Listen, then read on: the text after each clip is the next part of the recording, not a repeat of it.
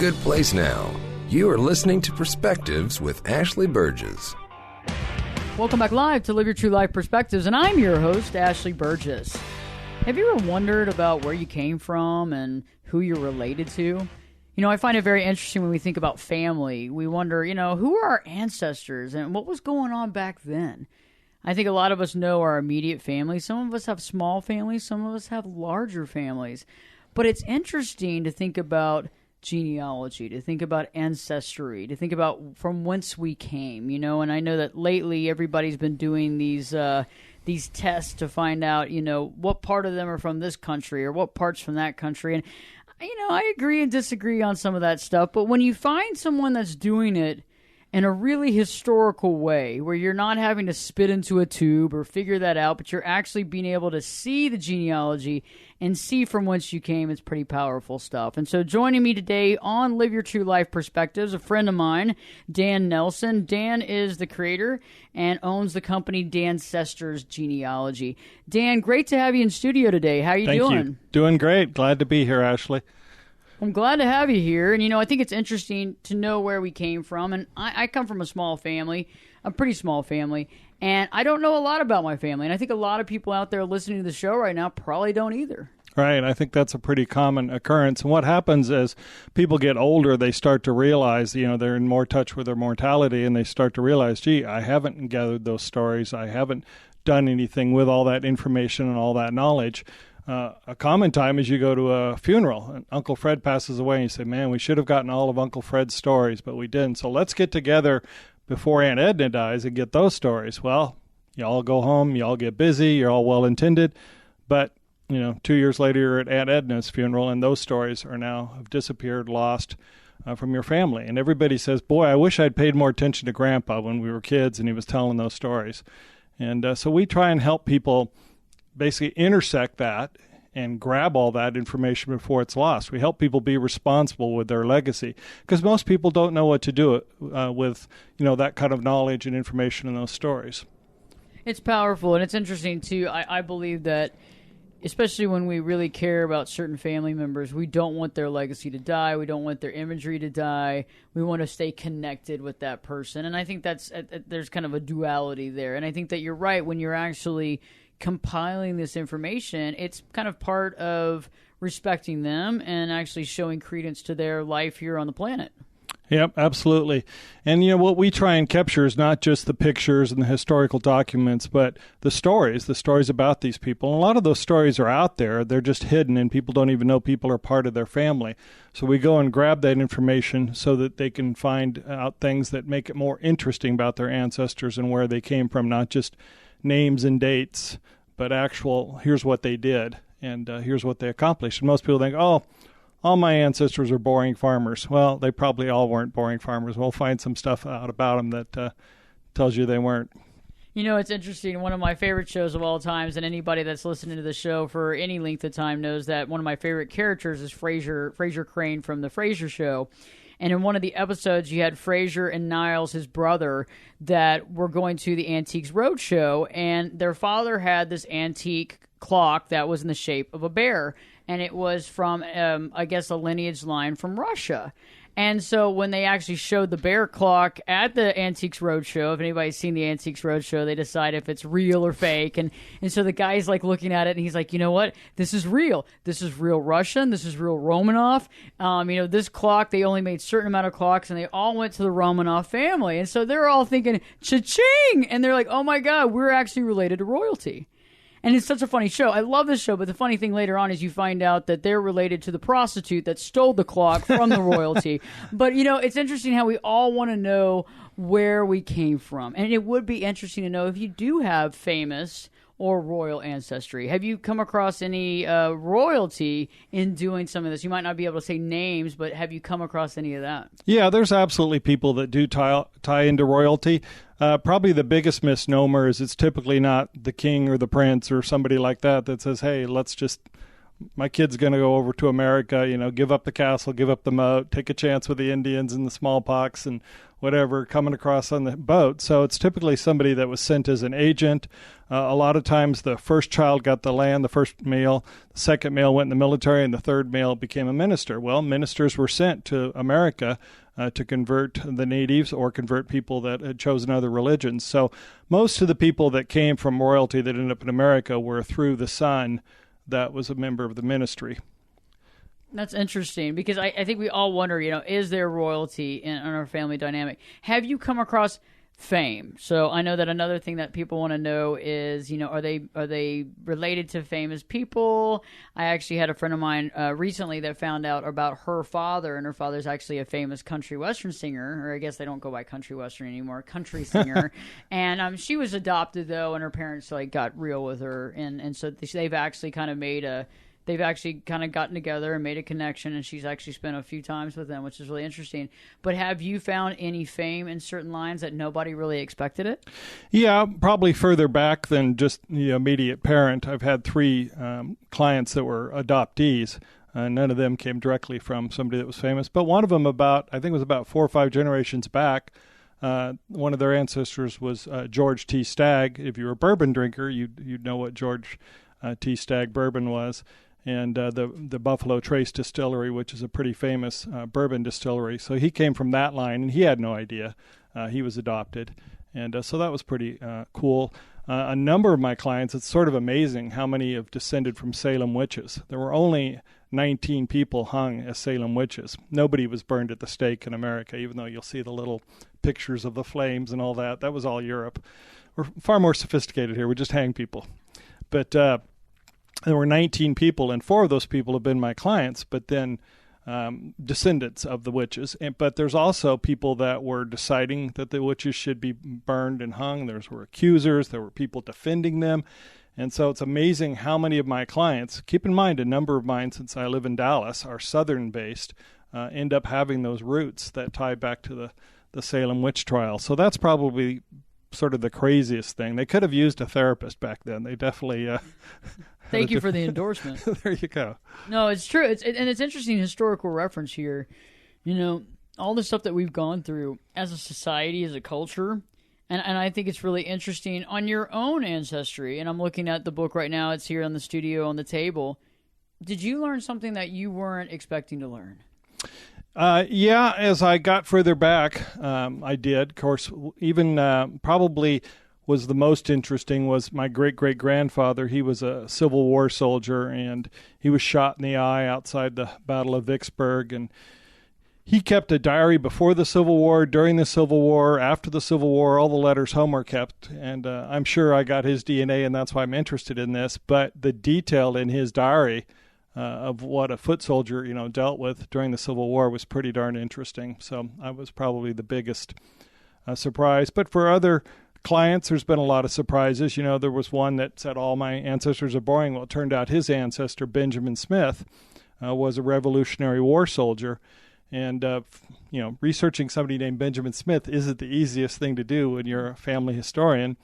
But I found out that not only was he a Revolutionary War soldier, but he was captured, sent to Canada, escaped, joined American privateer, basically became a pirate, going after British shipping, got caught again, got put in a hospital ship in New York City Bay, which was really just a prison ship, escaped from it, passed out while receiving 500 lashes, got well again, and escaped again. And so this guy's ready for a mini-series if patriotic movies come back into style. So they were quite excited to find out they had an ancestor like that. Wow. Anybody related that you found related to Elvis or Elvis Presley?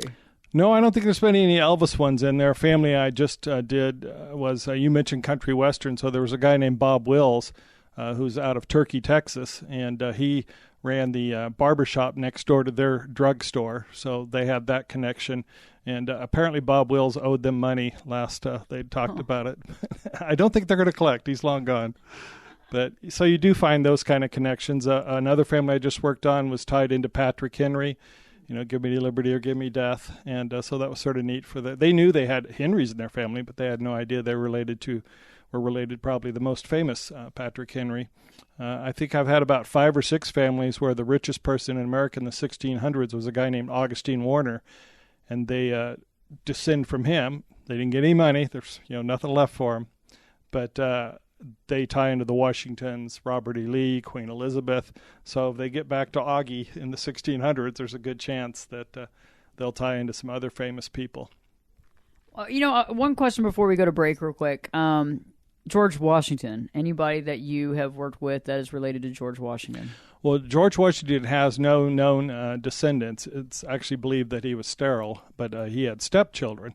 But there are people related to George Washington in terms of they were tied to his brothers, his uncles, his aunts, and things like that. Even in my own family, George Washington grew up with some Stevenson boys, and those Stevenson boys are supposed to be in my family. Now, I've yet to, be able to pour concrete on it, but I have a lot of information about that and continued to work on it.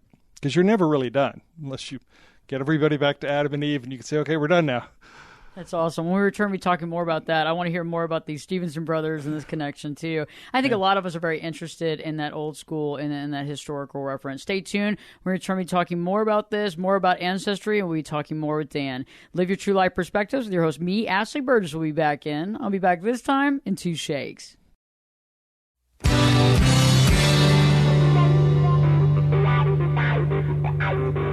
Turn it up and jump in the deep end on Perspectives. Now, here's Ashley. Welcome back live to Live Your True Life Perspectives, and I'm your host, Ashley Burgess. On today, we're talking about genealogy. We're talking about history, about family history, and understanding who you're related to and who you're not. Right before the break, Dan was actually telling me about, I was asking some information about George Washington, and if he knew anybody that was connected to George, and you were bringing up the Stevenson brothers. Tell me a little bit more about that. Sure. So actually what happened was my grandmother's cousin was still alive when I started working on the Stevenson family, and he said that George Washington used to hang out with these Stevenson brothers. They were in the war with them, and they grew up together, and you're like, sure, right. He also said we were related to Adlai Stevenson, which we were not. But, anytime I sort of view it as like putting a puzzle together, and you get pieces that fit and pieces that don't, but the more pieces you collect, the more likely you'll get it to look like the top of the puzzle box. And so I sort of kept that note, and I followed up on it, and sure enough, I came across a magazine article that referred to the Stevenson brothers. Sometimes they're called Stinson brothers. Those were sort of interchangeable back in the day. That lived with George Washington. So I followed the stories, and sure enough, back in Fredericksburg, Virginia, him and his mom lived with a Stinson family, and they grew up, sort of that age when boys are wrestling and, Indian wrestling and fighting and, sort of developing their early manhood. They were all together. So that was pretty interesting, but I haven't figured out how to get from those Stevensons to my furthest back 1799 Stevenson in Virginia. So still working on that. I was at the Library of Virginia just this past month, working on it more. So that's really interesting. I want to ask you about mobsters in a second, but I do have a question for you. How do you get started, in a career like this? I mean, because this is not your mainstay career. I've actually not ever run up against anybody that's ever done it before. You're the first. So how did you fall into this? Yeah, it's sort of random. I think there's some DNA, as I said, from my great-great-grandfather, and then my friends, and they mean it as friends, think I have a weird brain because I can keep track of all these different families. I've got 6 projects going right now, and I have to keep track of all those different families. We've done 53 books, and yet I can, if I talk to the client about somebody in their family, or if something seems familiar and I'll say, I've done this family before, I'll go look at my narrative that captures it all and find that, yep, that was right. I did research this family before, and connects back, saves the client some time because I already have researched that family. So I did this all before the internet for my own family and my wife's family. And so I think that made me a better researcher, because before the internet, it wasn't easy. I mean, you had to spend time in libraries. You had to call people. They had landlines, so that helped, and you'd call people in towns that people lived in that had similar last names. You'd write letters. There were a lot of bulletins, the Burgess family book, or those kinds of things. So you'd spend a lot of time checking places out. I traveled a lot for my career job, and so that allowed me to go to a lot of places where I wouldn't have been able to do that if I didn't have that kind of position. So I just kept building and doing more and more. But the great thing about what sort of led me to have it be a career is I'd go on backpacking trips with guys of mine in the business world. And when you're on a backpacking trip or a fishing trip or whatever, you just run out of stuff to talk about. So I'd share some of the wilder stories from family history. And so one of the guys on the trip said, "Hey, I'd like you to research my wife's family." And sure, I'll do that. And I'm envisioning stapling some papers together and all. He says, "No, I want to pay you to do it." So I thought, oh, if he wants to pay me, I better figure out how to do it professionally. So that's when we got together, and me and my wife figured out how to do the books. And so we've continued to do the books. And we practiced on our own family to get all the lessons you learn when you become a publisher and when you become a family historian that's, doing it for pay. And so that's sort of how it just evolved from there. And now we've done 53 books. So let's move along. That's a lot, 53 books. Yep.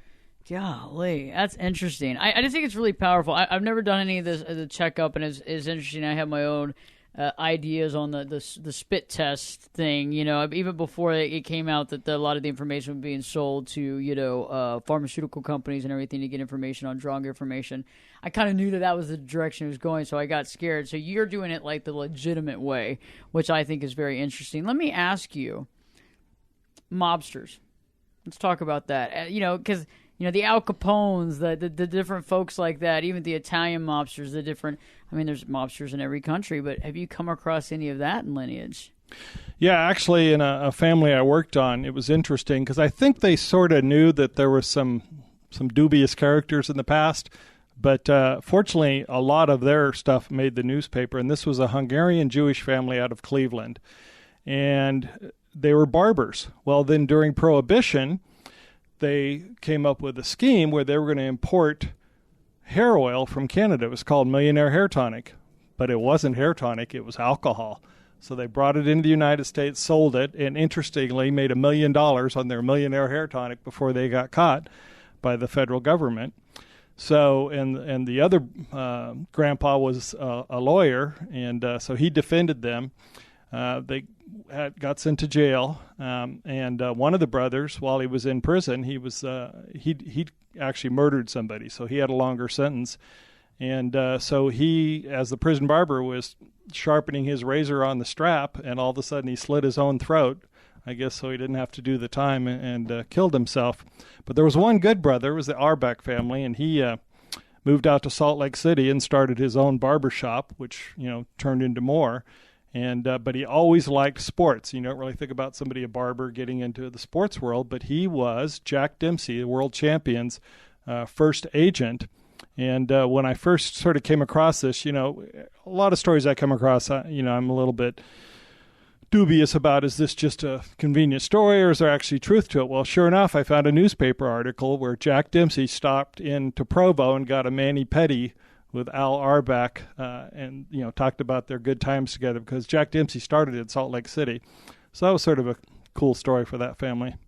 That's really interesting. I mean, it really is. In some of these situations, it's like finding that that Superman comic 1 of 1, and the acid-free archival paper up in the attic, and you go, wow, because it kind of is like that when you think about that kind of the connection that we have. So you started Ancestors. What do you think is really unique about what you do and about your company?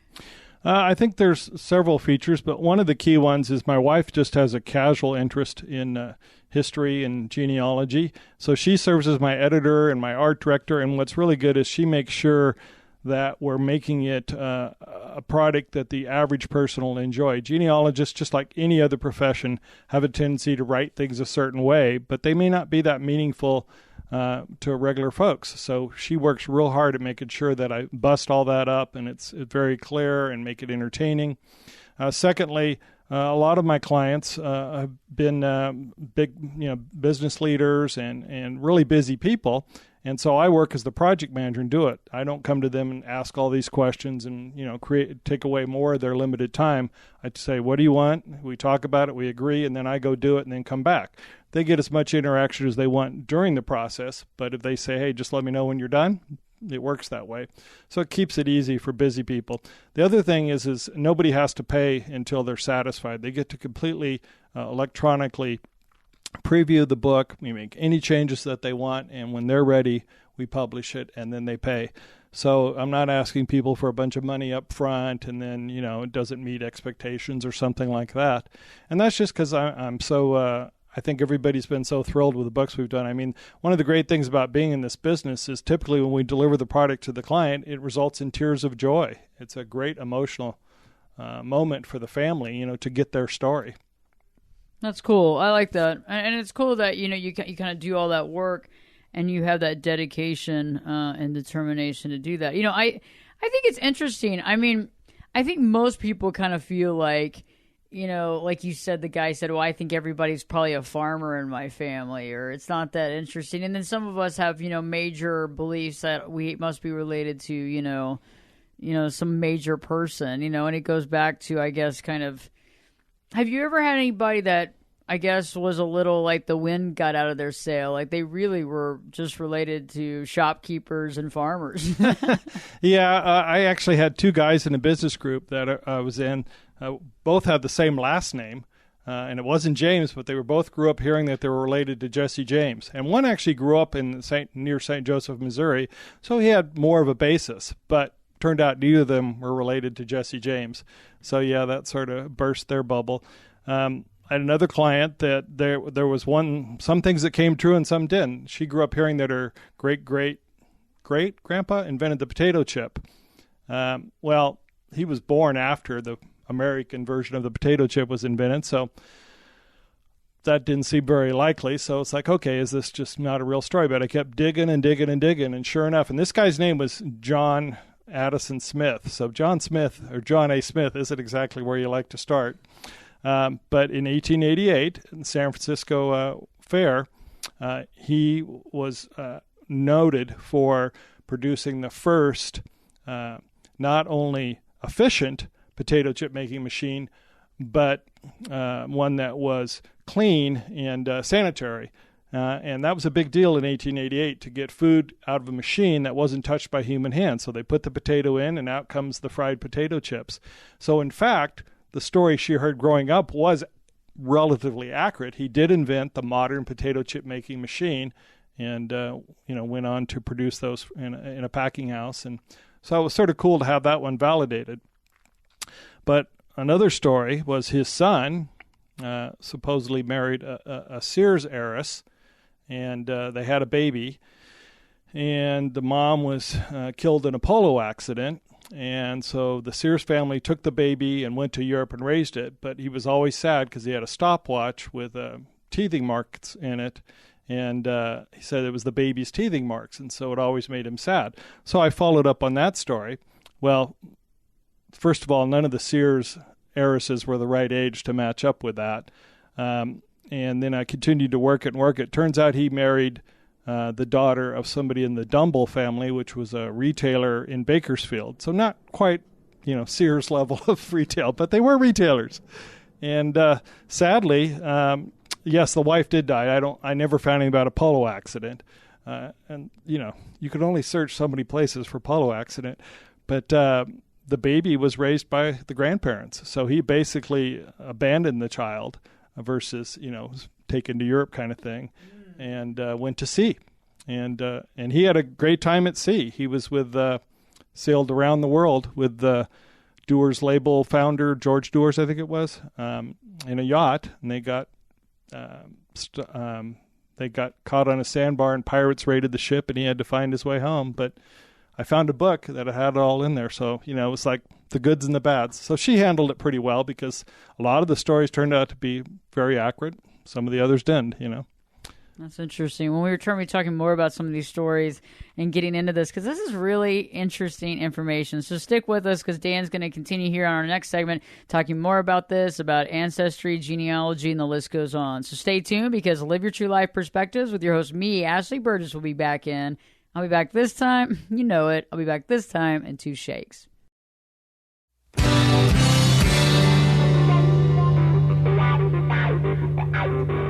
This is Jake Busey, and you're listening to Perspectives with Ashley Burgess. Welcome back live to Live Your True Life Perspectives, and I'm your host, Ashley Burgess. On today's show, I've been talking with Dan Nelson. Dan, Well, he's a genealogist. He figures out who people are related to, family, connections. We talked about a lot of stuff on the show. We talked about mobsters. We talked about, that situation about, Dan, about how the kid was taken away and then all this. That's always interesting stuff. So you were talking about the kid possibly being related to the Sears family. The wife dies in a polo accident, takes the kid back, but then we find out it's a little different than the story, but kind of somewhat of the same. And so then the father of the child actually ends up being on a boat, you said, with doers. Tell me just a little bit more about that to refresh everybody's memory. Yeah, he basically went to sea, and the story was, when I first got the story, it was with, they named some other sort of whiskey or something. It wasn't the right one, but I worked at it, and I finally figured out it was Doers. Took a trip around the world, the guy that had inherited most of the money from the Doers distillery in Ireland. And on this trip around the world, a book was written afterwards, and in that book I found her great-great-grandfather in there. His name was Tom Smith. Again, not the ideal name to work on, but it was quite a deal, and I got a copy of the book for her. It's a pretty rare book, and so I was able to validate that. They had a lot of great stories in that family, especially being Smith, because that's usually not one of the easier ones. That's got to be pretty challenging. That's like Patel, Indian name Patel, or, you have Smith, you have, that's hard, right? It is. It is harder if you don't have some clues to work with. Of course, clients come to us from all various stages. There's people that are adopted and they really don't know anything. I had a client that really didn't know even her grandparents' names. And so they ended up with 2 full books, 500 pages, just working on that. But I have other clients that say, I've sort of done this my whole life, and I've got a bunch of stuff together, but I don't know what to do with it. I don't know how to put a bow on it. So we do that for them and pull it all together so they could say, hey, this didn't just get thrown in the trash when somebody passed away.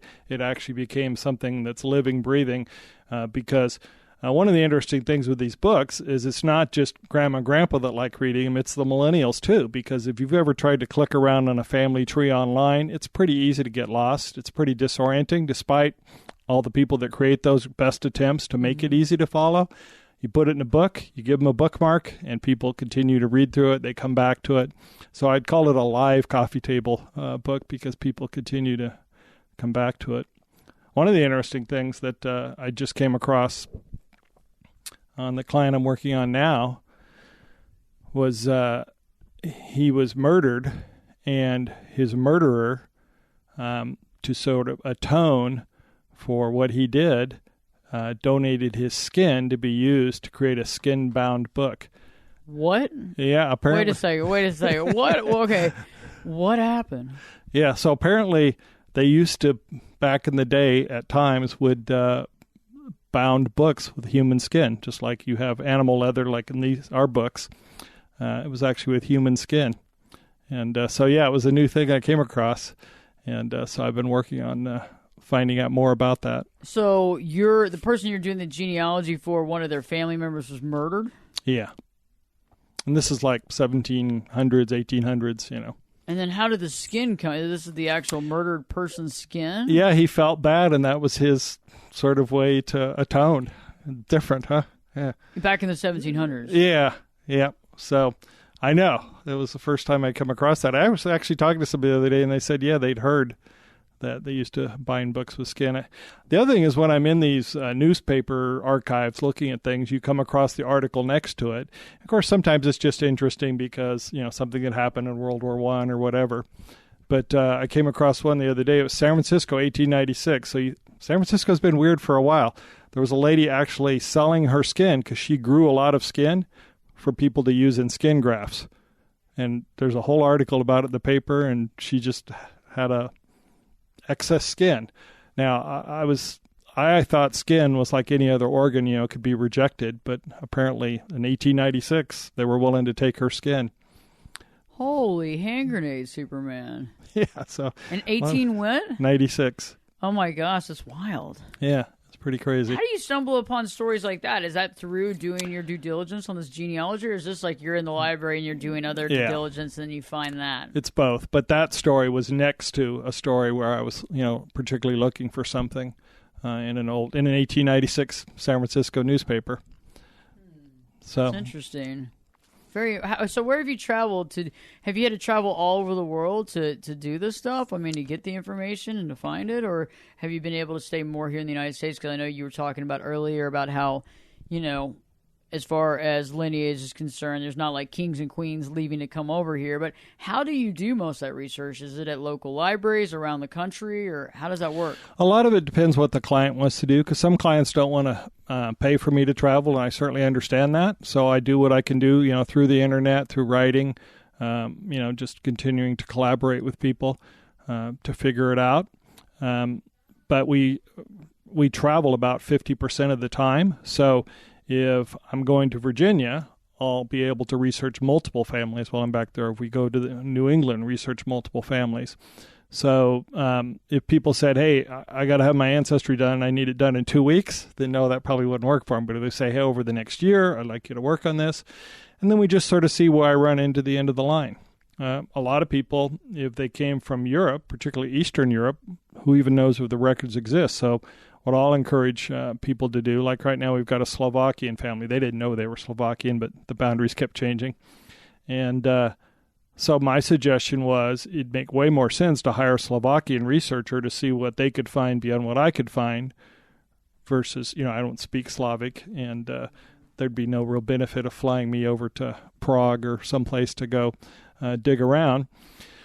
So some families decide to do that, and some say, you've uncovered enough, and that's all we really want to know, because, people have they have the interest, but they don't have an unlimited interest in terms of their budget. So, we sort of talk about that and figure it out so that the project sort of fits their budget.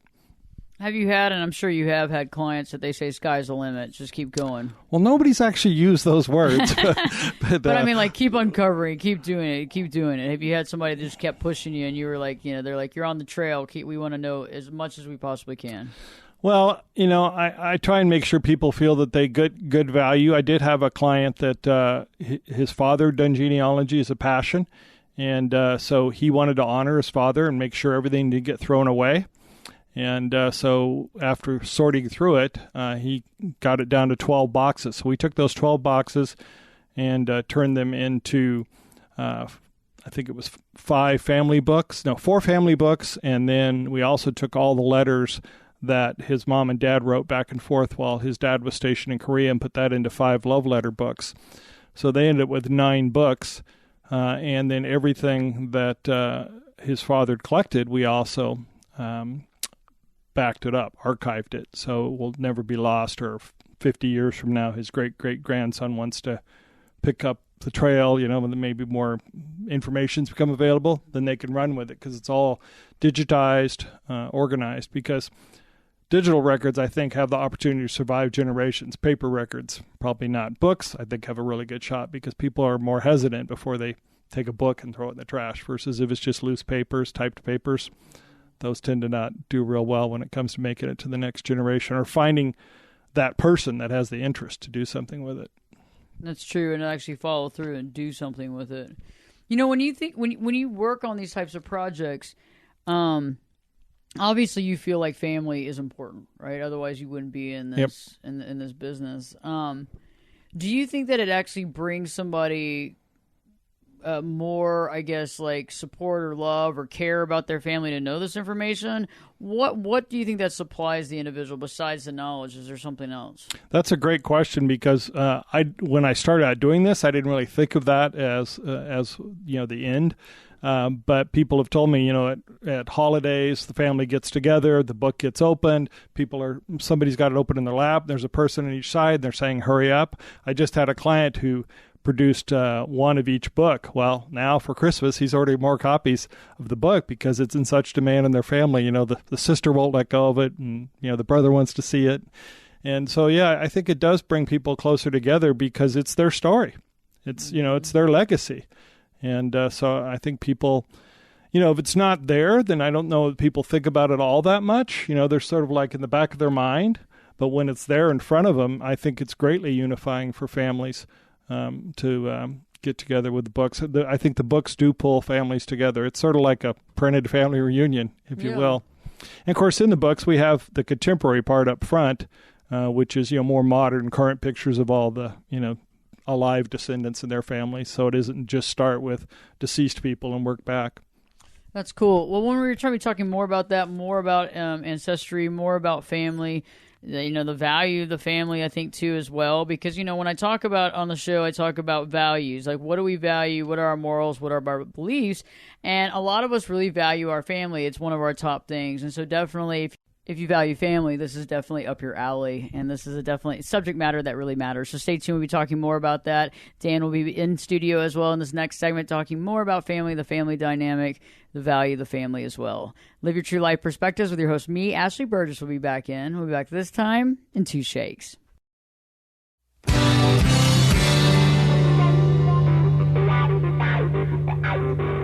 Get in here. You're listening to Perspectives with Ashley Burgess. Welcome back live to Live Your True Life Perspectives, and I'm your host, Ashley Burgess. On today's show, I'm talking with Dan Nelson about family, about genealogy, about understanding where we came from and who our family dynamic is. A lot of us really don't know a lot of those answers to those questions. We might know our immediate family, like our brothers and sisters, mother, father, grandma, grandpa, even maybe great-grandmother or great-grandfather, but a lot of us might not even know that information. Dan, I know that you go back as far as the historical reference to examine this information and find this information, and I'm sure that you've probably found yourself in the Civil War times. Have there been any interesting stories about the past, and even something that maybe people would cringe about? Because I think sometimes we have some of those amazing stories. It's like, oh, so-and-so invented this, the telegraph, or this happened, but not every story is always awesome. But have you had any interesting stories from the Civil War? Yeah, there's been a number. The Civil War was anytime you have wars, it creates stories of heroism, stories of people getting wounded. I mean, when people used to come back from war and were wounded, they were like heroes in the town, in these small towns. One of the interesting ones I came across, and this was up in Iowa, and so it was pretty well documented. And I read it and I checked it again, and I kept thinking I was doing something wrong or getting it wrong, but apparently this grandfather, who was a Civil War soldier, married his blood granddaughter. And, of course, first you say, ooh, that's sort of yucky. Ooh. Yeah. And so I checked it out, and I called the client, and I said, you ever hear any story like this? And, of course, this is quite a ways back. You're talking Civil War times. And she said no. And, of course, she had the same reaction, ooh. And so I said, well, let's just not assume he's a dirty old man. Let me work on this a little bit. But I said, it could be that she had some sort of wasting disease, and maybe it was a way to give her his pension income, because Civil War pensions could only be left to spouses. Kids didn't get them. Your friends didn't get them. Your brothers and sisters. So it was a way to create, basically a lifetime income for her. And, if you get $12 a month, that was big money back in 1880s or 1890s, whenever this was. I'd have to look. But so I went and, while I was working on it, she went and talked to the aunt that had good days and bad days. And the aunt had a good day, and she says, oh, yeah, that's true. She said that she was epileptic, and that's was the reason for it. So then when I sent away for their death certificates, they came back. He died of, just something that gets old people. I forget what it was in particular. But she died 2 weeks later. Mm-hmm. So what I was hoping would be on the death certificate was a broken heart. But she died of whooping cough. Oh. So she didn't die from convulsions, at least, from the epilepsy. So she never got to collect his pension because of that. But along these same lines, I ran across a lady the other day because Civil War widowers were highly sought after by young women that were looking for an income long term, because, the old one foot in the grave, well, the pension would be what they'd get out of it. And so she collected a pension for 38 years after her husband, who was a Civil War veteran, passed away, because she was quite a bit younger. So the last day she got a pension was 85 years after he served. Wow. So, yeah, the government was writing checks for a long time to some of these Civil War widows and Civil War veterans. There just weren't as many of the veterans that lived as long. That's interesting. Oh, yeah, and I can see how it would be like, ooh, this is spicy, But so she basically had a disease that she was going to die. He was going to give her that money, but then she dies 2 weeks. That's wild. And that wasn't the only intrigue in her life, because she was actually when I was doing the research, I'm looking at it, I'm saying, okay, she was born before her parents were married, which, okay, that's not unusual. That happens. But then it was like, no, she was born before her parents had met. Well, it turns out her mom got a job, after she came out of the house, and she was working as an upstairs maid in a wealthy doctor's house in Keokuk, Iowa, and the doctor got her pregnant. And so this girl was the product of that, between the doctor and the maid. Love child. Yeah, so she never let her children work outside the home. She was worried about that happening. But the weird thing when we did all this in the book, amongst their pictures was a picture of the doctor. So the doctor's picture's in the book. Oh, that's interesting. Yeah. That's interesting. So did he raise her, or was it some other man that raised her? No, so the maid, the mom, she married, and he adopted her as his own and raised her. So if you didn't do the research, you would have never known. You'd just assume, oh, that was our oldest daughter, but the dates weren't lining up for it to work in terms of when he came into that part of the country and things like that. So interesting. Yeah, it was fun. There was a lot of fun stuff in that family. And this same gal's husband, he was adopted. He's the one that went back to George T. Stagg, and he had a very Western sort of background, more Western United States, and including one of his grandpas, great, something like that, was in a shootout in the street in front of the San Francisco courthouse. Unfortunately, he lost in the shootout. Oh. Yeah, but it was, bunches of bullets were shot. 4 of them made it into him. Wow. And, so, you always think, oh, some of that Wild West stuff's probably enhanced or made up, but that was a true Wild West story. And that family, they knew Mark Twain and some other, characters in early California. That's really interesting. Mm-hmm. That's really neat. That's cool. On your own family genealogy, was there something that you really learned that really kind of was like, wow, that's kind of wild, or you didn't know, or something that, I don't know, just maybe even was a pat on the back to what you do that made you even feel good about doing this type of work? Was there something you found out? Well, there's been a lot of great people and characters. The one that's continued to challenge me that I'm still working on today, and I have not published this one chapter of my wife's family. Her grandmother was a Franklin, and so, of course, everybody with the last name Franklin grows up hearing they're related to Benjamin Franklin, who, like George Washington, he had offspring, but he had no supposed male offspring. The line died out. He had an illegitimate son who had an illegitimate son, and that was it. But her great-great-grandfather's name, this is a mouthful, was Santarelli Sydenham Gallitzin Franklin. And that name was given to him in 1827 in Mississippi by his illiterate parents. So they weren't reading, the writings of Benjamin Franklin or Philadelphia Magazine or something like that. So the story had to get passed down. Well, who Santarelli, Sydenham, and Gallitzin were 3 foreign guys that were in Paris when Benjamin Franklin was there working on the Treaty of Paris. And so Santarelli was an Italian count, and he's pretty well documented. Lord Sydenham's a title that moves through every generation. And then Prince Gallitzin, who was a famous Russian general, and he taught Benjamin Franklin about music. So these were real people that were tied into Benjamin Franklin. And so I've continued to search to try and figure out. I know who his father is and supposedly who his grandfather is, but these people didn't leave a whole lot of documentation.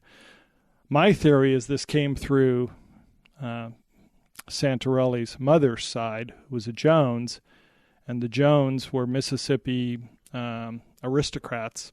And that family came out of Philadelphia, went up and down the Gulf Coast, owned rum, molasses, slaves, sugar, everything that was traded in the Gulf Coast back in the day. One of the guys was an American consul, British consul, Spanish consul, French, all the stuff around New Orleans. But one of his brothers was John Jones. Well, John Jones was known as the father of American surgery. He was not only George Washington's doctor and attended him on his deathbed, he was Benjamin Franklin's doctor. So I have this little sneaking theory that I don't think I'll never be able to prove, that it came down through the Jones side from Benjamin Franklin to John Jones to his Jones descendant niece that married a Franklin and said, hey, well, I got this story. Why don't you use this name?